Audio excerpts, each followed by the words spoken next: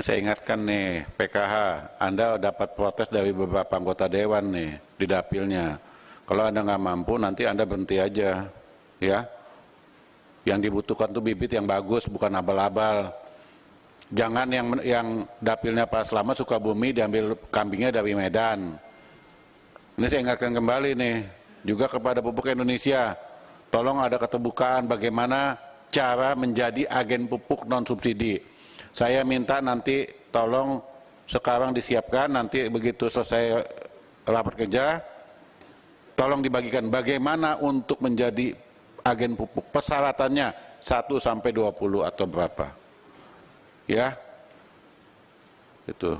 Lanjut, Bang Ketua.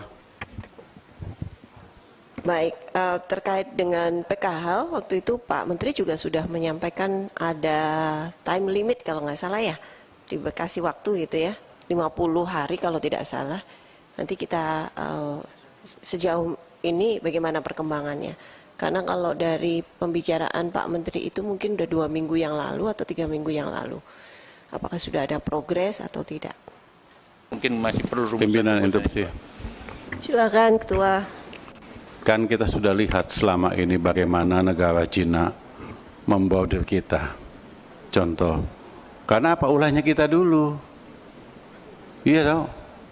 Tanya itu, Kasdi itu tahu dia ulahnya kita apa terhadap negara-negara luar, maka dibales. Contoh, kenapa buah-buahan pir dan lain-lain apel harus masuk melalui Jawa Timur? Karantinanya, kenapa tidak masuk Jakarta? Kalau bicara produk hortikultura terbesar adalah Jawa Timur. Itu kan yang tiba-tiba kita diintervensi. Amerika bilang, gua mau ke Jakarta, lu mau apa? Dibuka peluang untuk Amerika. Negara lain juga begitu. Kita ini kan nggak berdaya. Tadi Menteri mengatakan promosi kopi CPO. Kalau kopi dari zaman Belanda udah masuk Eropa, Pak, melalui Singapura. CPO, Uni Eropa aja kelimpungan ngadepin kita. Iya kan? Juga kan kita juga tidak pernah diberitahukan apa yang dibicarakan oleh Kementerian Pertanian di G20. Kita nggak pernah dapat info. Dikasih tahu juga enggak. Coba kita beli bibit kedelai atau jagung yang GMO. Mereka bilang, oh nggak bisa, di Indonesia tidak boleh. Kementerian Pertanian tidak boleh. Tidak memperbolehkan bibit yang mengandung GMO. Tetapi yang diimpor itu kan GMO semua. Apa bedanya? Jagungnya GMO, kedelainya GMO, yang lain-lain GMO. Sama aja kan, kamu tidak boleh berkembang, cukup saya aja berkembang. Kamu perlu apa, cari saya. Ingat loh Pak Menteri, ya. Shanghai sekarang lagi lockdown ya. Lockdown total Shanghai. Orang tidak boleh keluar rumah. Berarti berapa besar perdagangan dunia di kota Shanghai itu kan termasuk nomor 2 atau nomor 3 terbesar di dunia. Sekarang lagi lockdown. Enggak boleh ada orang keluar rumah sama sekali. Sampai kontainer pun numpuk di pelabuhan karena supirnya tidak boleh bekerja. Nah ini kita harus antisipasinya bagaimana. Kan berkali-kali saya katakan sama Menteri dalam rapat ini, enggak usah wasio kopi ke Eropa lah. Eropa, orang Italia lebih jago kopinya, kok lebih enak kok dalam mengelola. Vietnam dalam meracik kopi lebih jago. Maka terbesar adalah saat ini China. 15 tahun lalu orang China itu mungkin cuma nggak sampai 1% minum kopi, selebihnya minum teh. Tapi sekarang Starbucks terbesar di dunia ada di Shanghai. Itu mungkin kalau bicara Senayan City, 1 lantai Starbucks dunia, terbesar di dunia. Mereka bisa nguasain. Kenapa nggak kita buka market yang dekat dulu lah ke China? Baru kita pikirkan negara-negara lain. Itu Bu Ketua, ya saya juga kecewa. Pak Menteri telah mengatakan kita tuan rumah G20 pertanian, kita nggak tahu apa isinya. Juga tidak pernah diberitahu langkah kita apa. Sementara G20 dari Kementerian Pertanian yang saya dapat info cukup besar sekali biayanya. Mungkin sampai akhir nanti, sampai selesai presiden-presiden datang mungkin di atas 150 miliar. Ini kan besar sekali biayanya.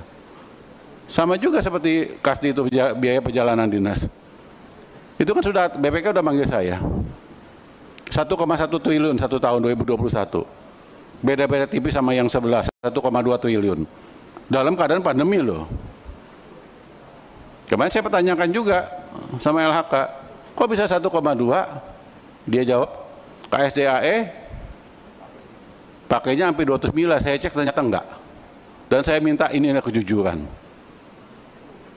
Saya tanyakan juga ke Kasdi kemarin Sekjen, banyak mana pejabat Kementan atau LHK, banyak Kementan. Berarti ya masih agak mendingan lah dibandingkan LHK 1,2 T. Itu aja, terima kasih. Sebelum kita membacakan kesimpulan, saya persilakan dari Bulog maupun dari ID Food, dari Pupuk akan apa yang disampaikan. Karena Bapak-Bapak diundang untuk ngomong, Pak. Kalau Bapak datang hanya duduk aja kan, Bapak juga nggak nyaman, kami juga nggak dapat info yang valid. Silakan, mungkin dari Bulog dulu. Terima kasih. Terima kasih Pak Ketua dan seluruh anggota Komisi 4 DPR RI, Pak Menteri Pertanian dan seluruh staf dari ID Food dan Pupuk. Pada kesempatan ini Pak, perlu kami sampaikan bahwa tadi beberapa hal yang telah dipertanyakan masalah beras di NTB dengan yang lain-lainnya Pak. Sejak Bulog sudah melakukan penyerapan Pak, dan kemarin perlu saya sampaikan bahwa kami juga tidak bisa melakukan penyerapan secara maksimal yang bulan lalu karena memang harga berasnya masih di atas HPP Pak. Maksud harga gabahnya Pak. Sehingga itu ada suatu keuntungan buat petani itu sendiri. Nah sekarang ini memang beberapa Pak kecenderungannya sudah mulai menurun Pak, karena panennya sudah panen raya. Jadi kita sudah mulai ke penyerapan khususnya di daerah NTB, Jawa Timur juga termasuk dari Ngawi yang kemarin ada masalah Pak. Terus kemudian sebagian dari Jawa Barat masuk Lampung dan Sulawesi Selatan Pak.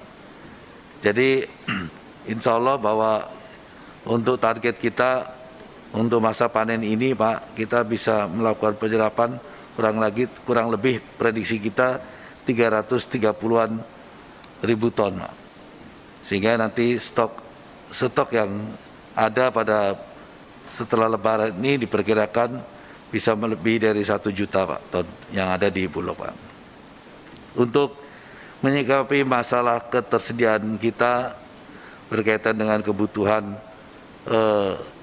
menjelang puasa dan Lebaran di luar permasalahan beras, kita juga melakukan upaya-upaya dengan melakukan kegiatan komersial Pak.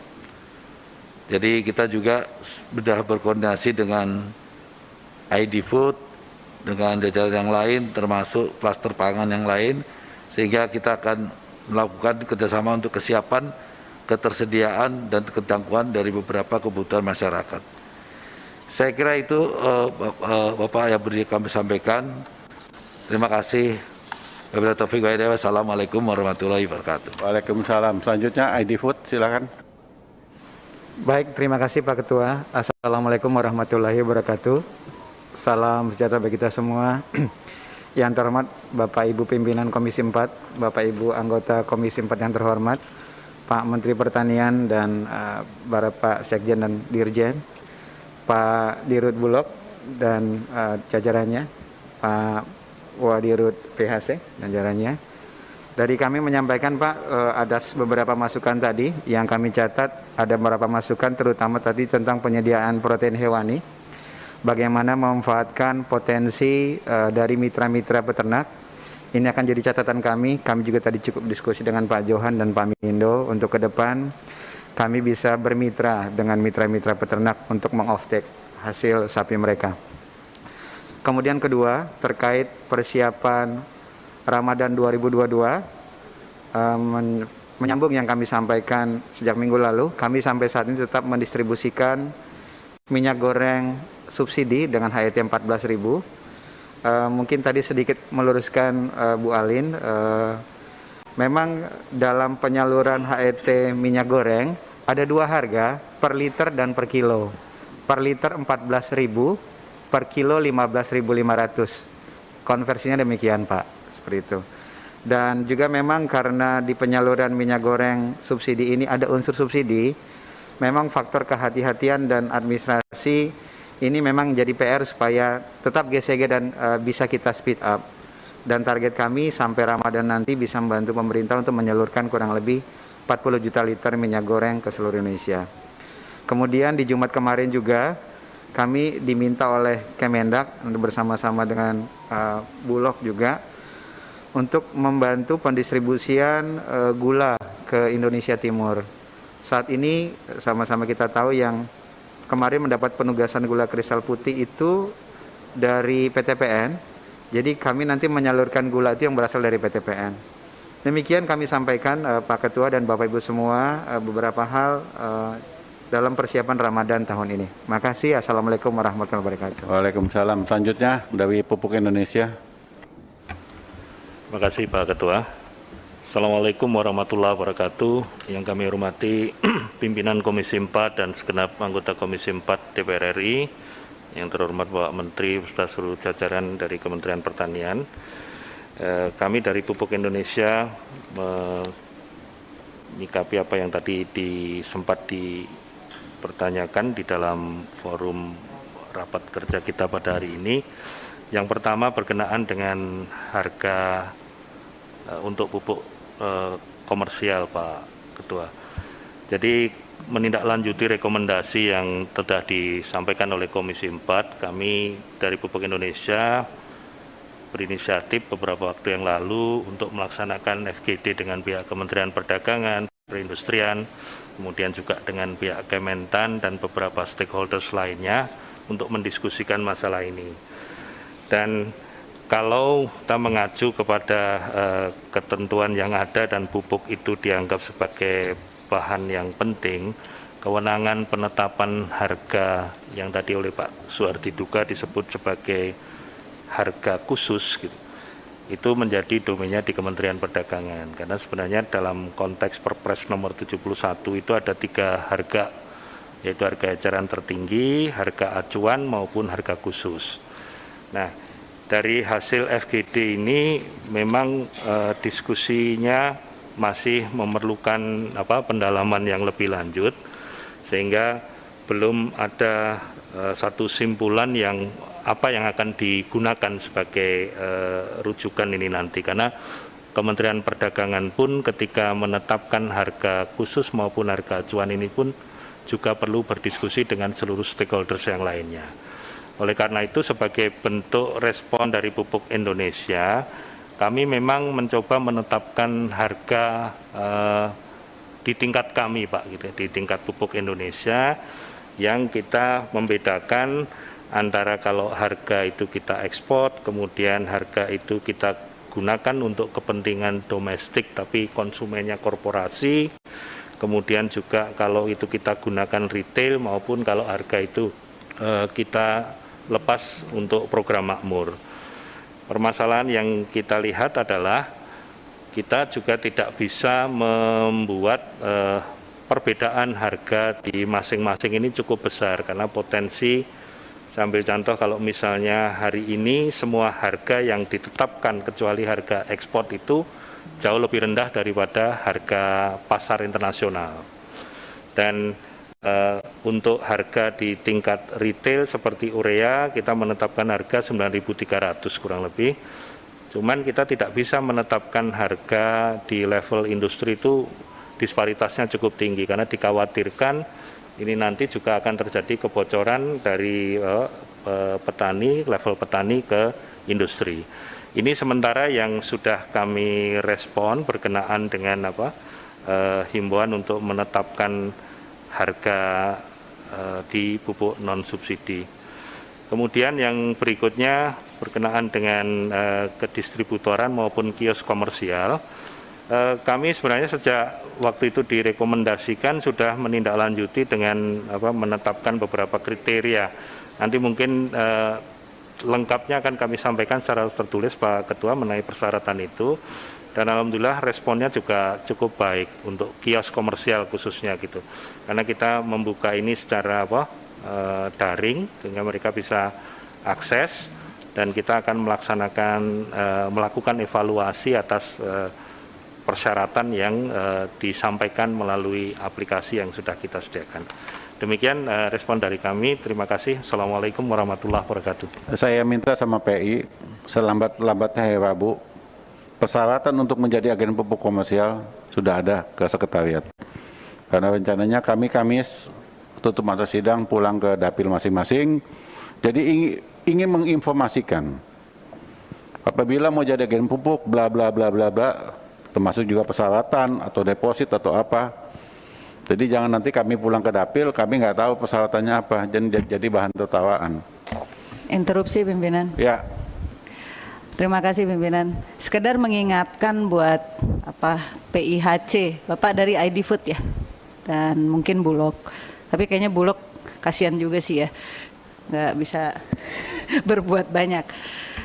Saya harap ini pimpinan jangan lupa juga program-program apa yang sebenarnya bisa direalisasikan melalui Komisi 4 ini. Kita bicara program ya. Kayaknya duduk di sini kenapa juga mungkin jarang ngomong karena kontribusi buat negara dan bangsa ini dari bapak-bapak juga nggak ada kali kan gitu. Gitu ya, apalagi ID Food nih. Ya, saya lihat kok beberapa program Anda itu turun di lapangan. Ya, cuma jangan timpang gitu. Karena kontribusi Anda juga sebagai ID Food, sebagai BUMN di sini juga kami masih pertanyakan fungsi Anda sebagai apa di sini. Terima kasih pimpinan. Ketua, sedikit Ketua. Pada Ya, Bulog, terakhir Pak Andi ya, karena ini udah pukul 14.30. pada Bulog Pak Buas, Ya. kita ingin ke depannya Pak, kalau ada keluhan harga gabah pada saat panen raya di bawah HPP, di dapilnya anggota ini Pak, mungkin ada penanggung jawab di kantor Divre-nya Pak. Di dapil saya kemarin harga di bawah 3.800 Pak nih. Kita ingin wibawa juga anggota Dewan ini terselamatkan juga nih, kalau ada keluhan, ada langsung menindaklanjuti gitu Pak Buas ya. Saya berharap seperti itu Pak, terima kasih.